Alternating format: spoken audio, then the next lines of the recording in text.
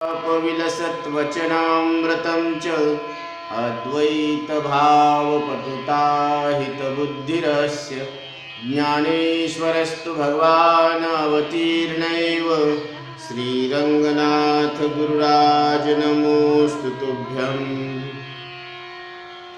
योग वासिष्ठ ग्रंथ में निर्वाण प्रकरण में 77वें सर्ग में गुरु वशिष्ठ प्रभु रामचंद्र जी को ब्रह्म ज्ञान का उपदेश करते हैं।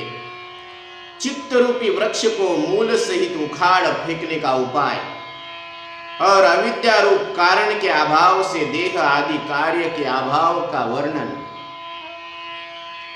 श्री वशिष्ठ जी कहते हैं, हे श्री राम, इस प्रकार चित्त के परित्याग का उपाय कुंभ ऋषि के बतलाने पर अपने अंतःकरण में बार बार विचार करते हुए वे सौम्य राजा शिखिध्वज यह वचन बोले। राजा शिखिध्वज ने कहा, हे मुने, जाल जैसे व्याकुल मछली को पकड़ लेता है, वैसे ही इस चित्त को पकड़ लेना तो मैं जानता हूं, परंतु इसका त्याग मैं नहीं जानता। भगवान, सबसे पहले तो आप मुझे चित्त का क्या स्वरूप है यह ठीक ठीक कहिए। इसके बाद प्रभु चित्त के परित्याग की यथावत विधि बतलाइए। कुंभ बोले, महाराज, वासना को ही चित्त का स्वरूप समझिए, उसका त्याग अत्यंत सुगम और सुख साध्य है।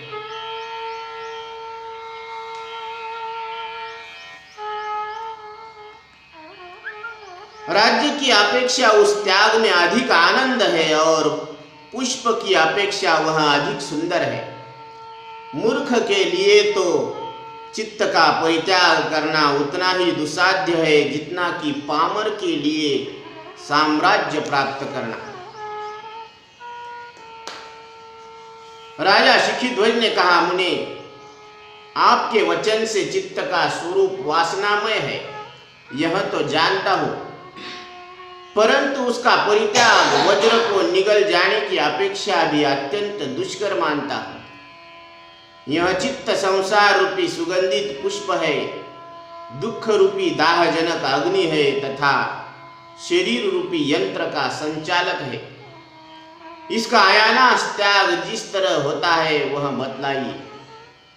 कुंभ बोले, साधो, इस चित्त का सर्वथा नाश ही संसार का भी नाश है, वही चित्त का अच्छी प्रकार से त्याग है, ऐसा दीर्घदर्शी महात्माओं ने कहा है। शिखिध्वज राजा ने कहा, हे मुने, परब्रह्म परमात्मा की प्राप्ति रूप सिद्धि के लिए मैं चित्त त्याग की अपेक्षा तो चित्त का विनाश ही विशेष अच्छा समझता हूं, परंतु सैकड़ों व्याधियों के मूल इस चित्त का अभाव कैसे होता है। कुंभ बोले, राजन, शाखा फल और पल्लवों से युक्त चित्त रूपी वृक्ष का अहंकार ही बीज है। अतः आप उस वृक्ष को मूल सहित उखाड़ फेंकिए और अपना हृदय आकाश के सदृश निर्मल बना डालिए। राजा शिखिध्वज ने कहा, हे मुने, चित्त का मूल क्या है, अंकुर क्या है, स्कंद कौन है तथा यह मूल सहित कैसे उखाड़ कर फेंक दिया जाता है। कुंभ बोले, महामते, यह अहंकार ही इस चित्त रूपी वृक्ष का बीज है, मूल है, इसे आप जान लीजिए। इसलिए इस चित्त का भी वह परमात्मा की माया ही खेत है। इस प्रथम उत्पन्न मूल से अनात्म देह में आत्म विषयक निश्चय बुद्धि ही इसका अंकुर है। जो निराकार निश्चयात्मक समझ है वही बुद्धि कही जाती है। इस बुद्धि नामक अंकुर की जो संकल्प स्वरूप स्थूलता उत्पन्न होती है उसका चित्त और मन नाम पड़ा हुआ है। ये इंद्रिया ही इस चित्त रूपी वृक्ष की दूर तक फैली हुई लंबी विस्तृत शाखाएं है और जन्म मरणात्मक हजारों अनर्थों के कारण शुभ और अशुभ रूप फलों से परिपूर्ण जो तुच्छ विषय भोग है वे इसकी बड़ी बड़ी अवान्तर शाखाएं हैं। इस तरह के इस कठिन चित्तरूपी वृक्ष की शाखाओं का विषय भोगों में आसक्ति का वैराग्य से प्रतिक्षण छेदन करते हुए आप उसके अहंकार रूप मूल को उखाड़ फेंकने वाले सच्चिदानंद परमात्मा के चिंतन में पूर्ण प्रयत्न कीजिए। राजा शिखिध्वज ने कहा, हे मुने, चित्त रूपी वृक्ष की शाखा आदि का छेदन करता हुआ मैं उसके मूल को अशेष रूप से किस तरह उखाड़ फेंकूं? कुंभ बोले, राजन, फल और स्पंदन आदि से युक्त विविध वासनाएं चित्त रूपी वृक्ष की शाखाएं हैं। तीव्र विवेक वैराग्य के द्वारा वे वासना रूपी शाखाएं नष्ट हो जाती है, क्योंकि जिसका मन किसी विषय में आसक्त नहीं है, जो मौनी और तर्क वितर्क से रहित है तथा जो न्याय से प्राप्त हुए कार्य का शीघ्र संपादन कर लेता है, उस पुरुष का चित्त नष्ट हो जाता है। जो पुरुष अपने पुरुषार्थ से चित्त रूपी वृक्ष की शाखाओं को काटता रहता है, वह मूल का भी उच्छेद करने में समर्थ हो जाता है। चित्त वृक्ष की शाखाओं का छेदन करना तो गौण है और मूल का छेदन करना प्रधान है। इसलिए आप अहंकार रूप मूल का उच्छेद करने में तत्पर हो जाइए। हे महाबुद्धे, मुख्य रूप से इस चित्त रूपी वृक्ष को मूल सहित जला डालिए। ऐसा करने पर अचित्तता हो जाएगी। राजा शिखिध्वज ने कहा, मुने, अहम भावात्मक चित्त रूपी वृक्ष के बीज मूल को जलाने में कौन सी अग्नि समर्थ होगी? कुंभ बोले, राजन, मैं कौन हूं? इस विषय का विवेक विचार पूर्वक यथार्थ ज्ञान ही चित्त रूपी वृक्ष के मूल को जलाने की अग्नि कही गई है। राजा शिखिध्वज ने कहा, मुने, इस विषय में मैंने अनेक बार अपनी बुद्धि से अच्छी तरह विचार कर लिया है। मैं अहंकार नहीं हूं और न पृथ्वी और उसके अंतर्गत वन मंडल आदि से मंडित जगत ही हूं। जड़ होने के कारण पर्वत का तट, विपिन, पत्र, स्पंदन आदि देहादि मैं नहीं हूं तथा मांस, हड्डी और रक्त आदि भी मैं नहीं हूं। मैं न तो कर्मेंद्रिय हूं और न ज्ञानेंद्रिय हूं। जड़ होने के कारण मन बुद्धि भी मैं नहीं हूं। जैसे नेत्र दोष से आकाश में प्रतीत होने वाला वृक्ष आकाश से भिन्न नहीं है, वैसे ही परमात्मा के संकल्प से उत्पन्न होने वाले संपूर्ण पदार्थ परमात्मा से भिन्न नहीं है, परमात्मा के ही स्वरूप है। भगवान, इस तरह अहंकार रूपी मल का परिमार्जन जानता हुआ भी मैं अंतर्यामी परमात्मा को नहीं जान सका। इसलिए मैं रात दिन चिंता से जल रहा हूं। इस चित्त रूपी वृक्ष के बीज अहंकार रूप मल का त्याग करना मैं नहीं जानता हूं, क्योंकि बार बार त्याग करने पर भी मैं उससे छुटकारा नहीं पा सका हूं। हे मुने, शरीर आदि में अहंता अभिमान रूप जो दोष है, उसका कारण शरीर आदि का परिज्ञान ही है, यह मैं जानता हूं। हे मुनीश्वर, वह जिस उपाय से शांत हो जाए वह उपाय मुझे कहिए। यह अहम भाव जीवात्मा को विषयों की ओर आकृष्ट करता है, जिससे दुख ही प्राप्त होता है। इसलिए उस दुख की शांति के लिए विषय भोग रूपी दृश्य वर्ग का जिस उपाय से अभाव हो जाए वह मुझे कहिए। हे मुने, जिस पदार्थ का प्रत्यक्षात्मक कोई एक स्वरूप उपलब्ध हो रहा है वह असत स्वरूप कैसे है? हाथ पैर आदि से संयुक्त तथा क्रिया फल रूप विलास आदि से समन्वित हम लोगों से सदा अनुभूत होने वाला यह शरीर मिथ्या कैसे है? कुंभ ने कहा, हे भूमिपाल, इस संसार में वास्तव में जिस कार्य का कारण विद्यमान नहीं है वह कार्य भी अपना अस्तित्व नहीं रखता, फिर उसका ज्ञान तो विभ्रम ही है। बिना कारण के यह शरीर रूपी कार्य नहीं रह सकता।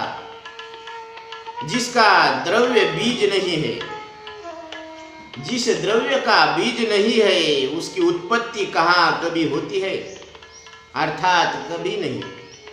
बिना कारण के जो कार्य सामने सत की भांति प्रतीत होता है उसे मृग तृष्णा जल के सदृश देखने वाले मनुष्य भ्रम से उत्पन्न मिथ्या समझिए। मिथ्या भ्रम से विद्यमान शरीर आदि को आप अविद्यमान ही जानिए, क्योंकि अत्याधिक यत्नशील मनुष्य को भी यह मृग तृष्णा जल प्राप्त नहीं होता। राजन, शरीर आदि अस्थि पंजर रूपी यह कार्य बिना कारण के ही अनुभूत हो रहा है। इसीलिए वास्तव में किसी से उत्पन्न न होने के कारण इसे अविद्यमान ही जानिए। राजा शिखिध्वज बोले, हे मुनेश्वर, हाथ पैर आदि से युक्त प्रतिदिन दिखाई देने वाले इस शरीर का भला पिता कारण कैसे नहीं है? कुंभ ने कहा, राजन, कारण रूप पिता का भी अभाव होने से वास्तव में पिता भी कारण नहीं है। जो पदार्थ असत से उत्पन्न होता है वह असत ही है। कार्यभूत पदार्थों का कारण बीज कहा जाता है। इसीलिए जिस कार्य का कारण नहीं है वह कार्य भी कारण रूप बीज का अभाव रहने से नहीं है। मनुष्य को जो उसका ज्ञान होता है वह तो बिल्कुल विभ्रम है। अवश्य ही जो वस्तु बीज रूप कारण से रहित है वह है ही नहीं। अतः उसका जो मनुष्य को ज्ञान होता है वह नेत्र दोष से दिखने वाला दो चंद्रमा, मरुभूमि में जल और वंध्यापुत्र के समान बुद्धि का भ्रम ही है, मिथ्या है। जगत के अत्यंताभाव का राजा शिखिध्वज को परम शांति की प्राप्ति का तथा जानने योग्य परमात्मा के स्वरूप का प्रतिपादन करते हैं। राजा शिखिध्वज ने पूछा, मुने, ब्रह्मा से लेकर स्तंभ पर्यंत जो कुछ यह संसार भाषित होता है वह यदि भ्रम रूप ही है तो फिर दुखदायी कैसे रहेगा? कुंभ बोले, राजन, वास्तव में पितामह की भी सत्ता नहीं है, फिर उनके द्वारा निर्मित प्रपंच की सत्ता हो कैसे सकती है? जो वस्तु असत वस्तु से सिद्ध की जाती है वह त्रिकाल में भी सिद्ध नहीं हो सकती। यह जो भूत सृष्टि दिखाई पड़ती है वह मृग तृष्णा जल के सदृश मिथ्या ही उदित हुई है। इसीलिए शुक्ति से रजत ज्ञान के सदृश विचार से ही उसका विलय हो जाता है। कारण का अस्तित्व न होने से कार्य की सत्ता हो ही नहीं सकती। जो असत कारण से असत कार्य की उत्पत्ति प्रतीत होती है उसका स्वरूप मिथ्या ज्ञान के अतिरिक्त और कोई दूसरा हो ही नहीं सकता। मिथ्या ज्ञान के कारण दिखाई पड़ने वाला पदार्थ किसी काल में भी उसका अस्तित्व नहीं रख सकता। क्या कहीं किसी ने मृग तृष्णा जल से घड़े भरे हैं? मृग जड़ाने घड़े भर ले का? राजा शिखिध्वज ने कहा, मुनिवर, अनंत अजन्मा अव्यक्त आकाश की तरह निराकार अविनाशी शांत परब्रह्म परमात्मा सृष्टि के आदि रचयिता ब्रह्मा का कारण क्यों नहीं है? कुंभ बोले, राजन, वास्तव में शुद्ध निर्विशेष अद्वितीय ब्रह्म न तो कार्य है और न कारण है, क्योंकि निर्विकार होने से उसमें कारणत्व और कार्यत्व का अभाव है। इसीलिए वस्तुतः ब्रह्म न कर्ता है, न कर्म है और न कारण ही है। उसका न कोई निमित्त है और न कोई उपादान है। वह तर्क का विषय नहीं है, अतः वह अविज्ञेय है। जो अतर्क, अविज्ञेय, शांत, विकार शून्य और कल्याण रूप है। उसमें कर्तृत्व और भोक्तृत्व किस तरह, किसका, किससे और किस समय होगा। अतः यह जगत वास्तव में किसी से उत्पन्न नहीं है और न इसकी सत्ता ही है। इसीलिए आप न करता है और न भोगता है, किंतु सब कुछ शांत, अजन्मा, कल्याणमय ब्रह्म ही है।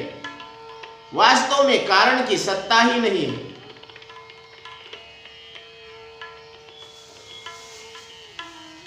इसीलिए यह जगत किसी का भी कार्य नहीं है, क्योंकि कारण का स्वरूप न रहने से जो कार्य स्वरूप दिखाई देता है वह केवल भ्रम से ही है। किसी का कार्य न होने से इस सृष्टि का तीनों कालों में अत्यंत अभाव है। यह जगत जब किसी भी कारण का कार्य नहीं है, तब अनायास समस्त पदार्थों का मिथ्यात्व सिद्ध हो जाता है। पदार्थों का मिथ्यात्व सिद्ध हो जाने पर फिर ज्ञान किसका, और जब ज्ञान का ही अभाव सिद्ध हो गया तब अहंकार का कोई कारण ही नहीं रहता। इसीलिए राजन, आप शुद्ध मुक्त ही है, फिर बंधन और मोक्ष की बात ही क्या है। राजा शिखिध्वज ने कहा, भगवान, मैं वास्तविक तत्व को जान गया। आपने बहुत ही उत्तम और युक्तायुक्त कहा है। मैं यह भी समझ गया कि कारण का अभाव होने से ब्रह्म भी जगत का कर्ता नहीं है। अतः कर्ता के अभाव से जगत का अभाव है और जगत के अभाव से पदार्थ का अभाव है। इससे उसके बीज, चित्त आदि का भी अभाव है और इसी से अहंता आदि की भी सत्ता नहीं है। इस प्रकार की स्थिति होने पर मैं विशुद्ध ही हूँ, सर्वज्ञ हूँ और कल्याण स्वरूप हूँ, क्योंकि परमात्मा से भिन्न दृश्य विषय कुछ भी नहीं है। यह आपने मुझे समझा दिया। इसलिए सब पदार्थों का स्वरूप जान लेने पर अहम आदि से लेकर अंत तक जितने दृश्य पदार्थ है वे सब अशुद्ध रूप ही भासते हैं। इसीलिए मैं आकाश की भांति शांत हुआ समभाव से नित्य स्थित हूँ। अहो, देश, काल, कला एवं क्रियाओं से युक्त यह जो जगत के पदार्थों का नाना दृष्टि थी वह दीर्घ काल के अनंतर शांत हो गई, अर्थात मुझे दृश्य जगत के अभाव का ज्ञान हो गया है। अब केवल अविनाशी शांत ब्रह्म ही स्थित है। अब मैं शांतिमय मुक्त स्वरूप और परिपूर्ण हूँ। मैं क्रिया, उत्पत्ति और विनाश से रहित हूँ। मैं अतिशय शुभ कल्याण स्वरूप विशुद्ध परमात्मा स्वरूप हूँ। गुरुदेव वशिष्ठ कहते हैं, हे रघुनंदन, हे श्री राम, राजा शिखिध्वज पूर्वोक्त रीति से परब्रह्म में विश्राम पाकर 2 घड़ी तक वायु रहित स्थान में दीप शिखा की तरह निश्चल तथा शांत चित्त हो गए। फिर जब राजा शिखिध्वज निर्विकल्प समाधि से स्थित थे, तब अपनी सहज लीला भरी वाणी से कुंभक ने उन्हें तत्काल जगाया। कुंभक ने कहा, राजन, आप अज्ञान रूपी निद्रा से जाग गए हैं और कल्याण रूप होकर स्थित हो गए हैं। हे प्रिय, तब उसके लिए समस्त अनिष्ट कारक पदार्थों का अभाव हो जाता है। अतः अब आप समस्त कल्पना रूपी दोष से रहित हो जीवन मुक्त बन गए हैं।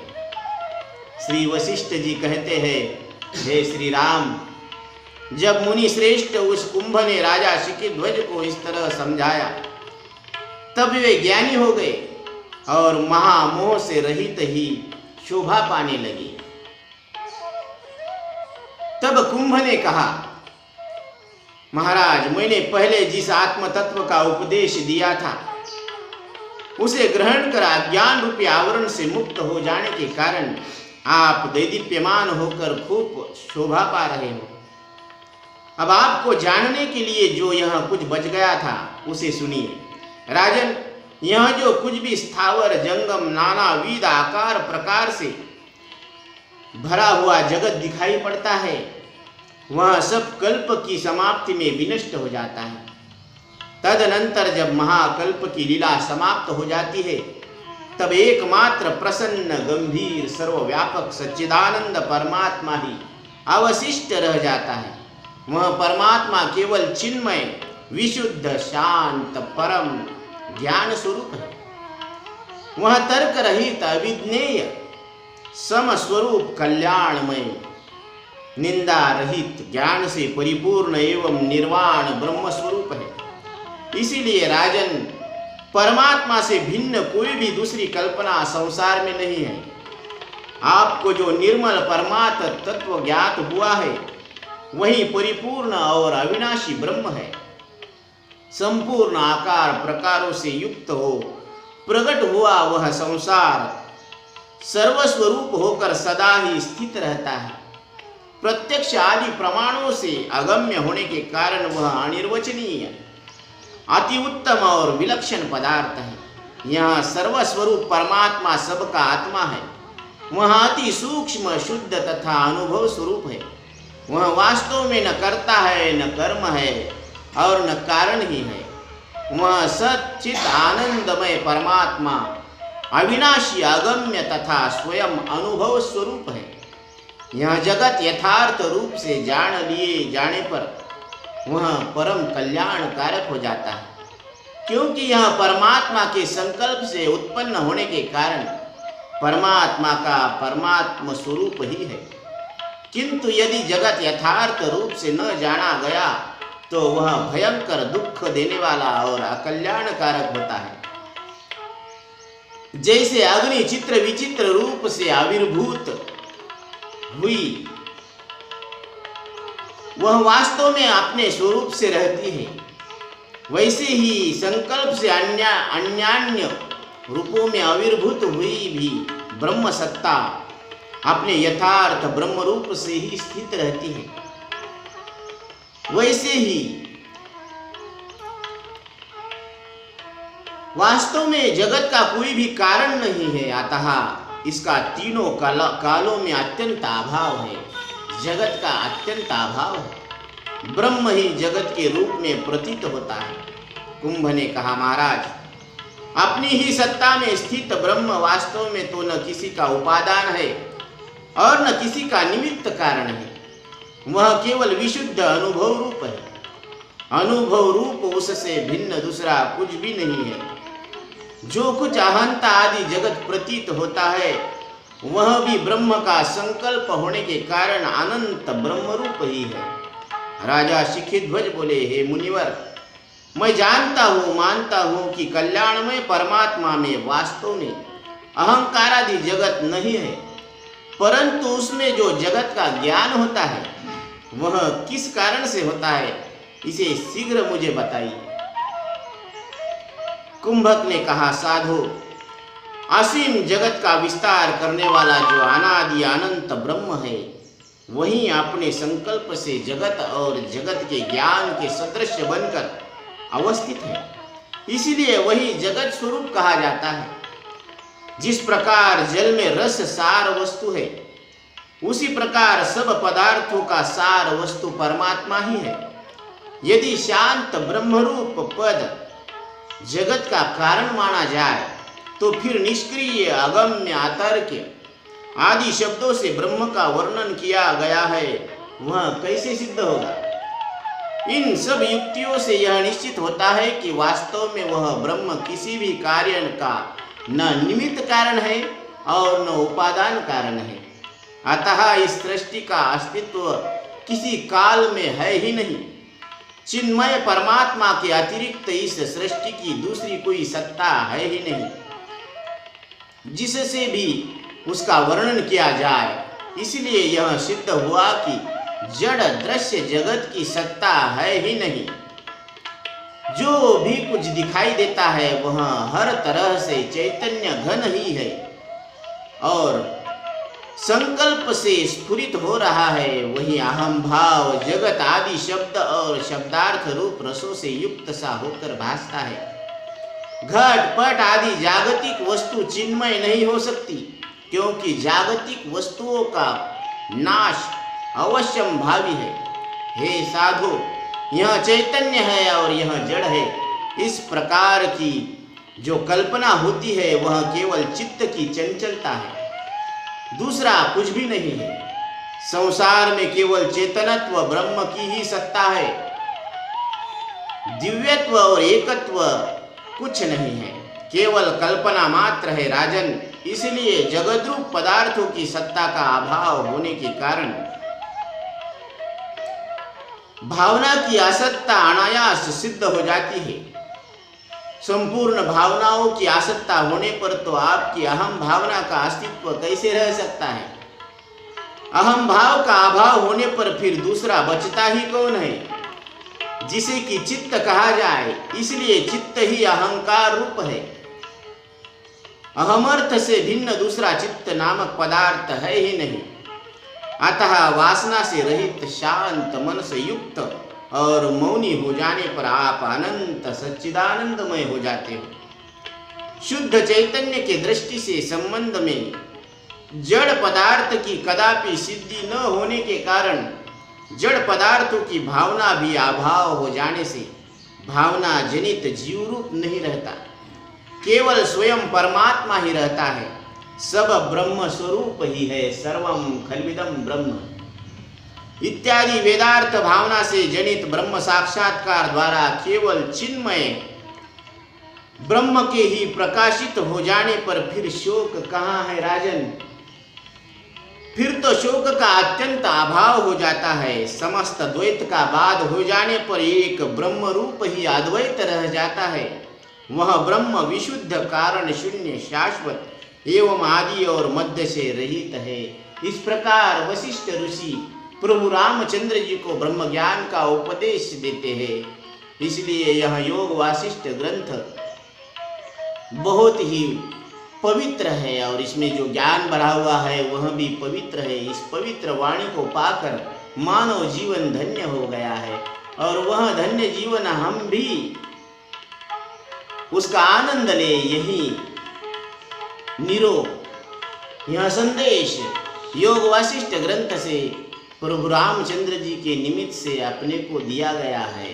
पुंडलिका वरदे हरि विठ्ठल श्री ज्ञानदेव।